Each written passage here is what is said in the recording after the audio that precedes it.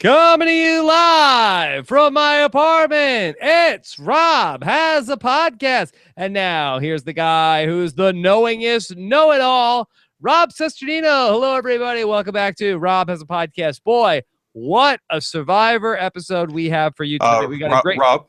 Yeah, Scott. Scott. We are going. We're live right now. Yeah. But remember, we've already done the Survivor podcast tonight, where we were just going to record a little bit about community and engagement for my presentation. Yeah, that's right. Sorry about that, Scott. It's an old habit.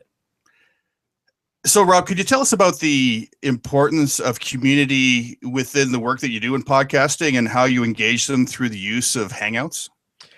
Absolutely, Scott. And, everything you do is easier when you have a great producer behind the scenes. But in terms of community, I feel like community is really the secret sauce of any great content online, because community is what is the difference between something that is broadcast to people and as opposed to something that people feel like they are, having a back and forth part of an immersive experience with, where community to me is not just sort of chatter between the content creator and the audience, but it's also chatter between the members of the audience with each other and finding a sense of belonging around content.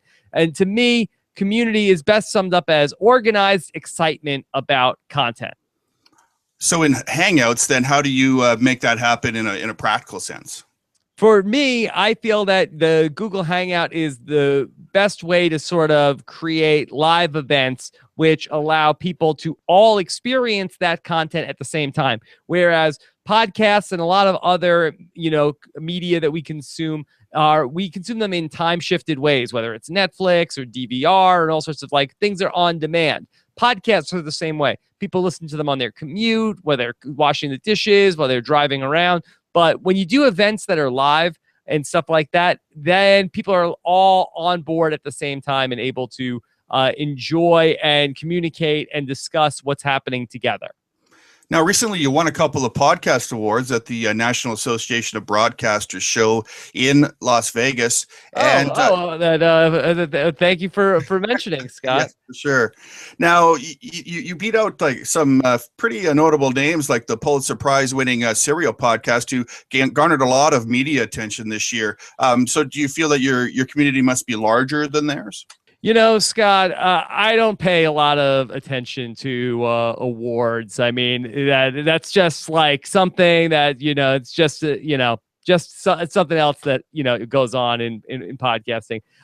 Is my audience's biggest Serial? No. Serial is the biggest thing that ever happened in podcasting. Millions and millions of people listen to Serial, and my audience is just not in the millions. And that's a lot of people. But what I do have and what I can control is community. And what I can do is work on making my community tighter.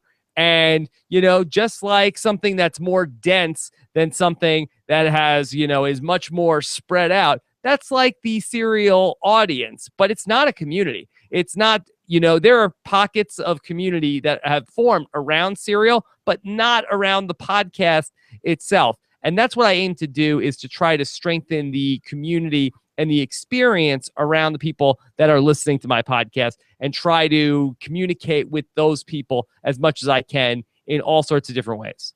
So I'm going to go off script here a little bit, Rob, and ask you another question. So within your community, do you find that after a while that some of the community members start to almost create their own content for each other, or start to support each other in learning about the topic?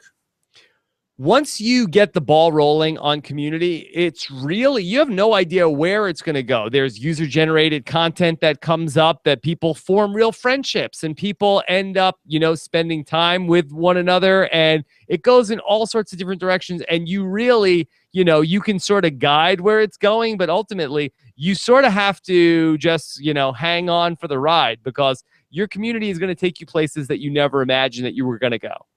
Well, thanks, Rob, for joining us today and for kicking off this presentation. And we can get back to that Survivor podcast now. All right. Well, I'll get back to podcasting, and you guys are in good hands with Scott. All right. Thanks, Rob. All right. Take care, everybody.